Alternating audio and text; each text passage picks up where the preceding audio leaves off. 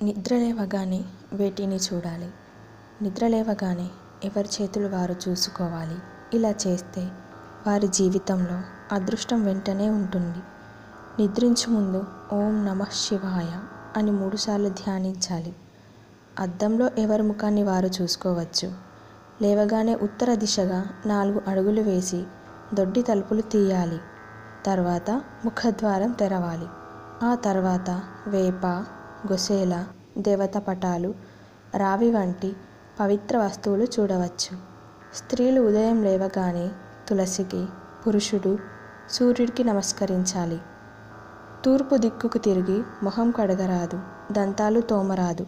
2 చేతులు భూమికి ఆనించి, నేను నిమిత్త మాత్రుడను, నీ ఆధారం అభయం నాకు కావాలి తల్లి అని భూమాతను నమస్కరించాలి.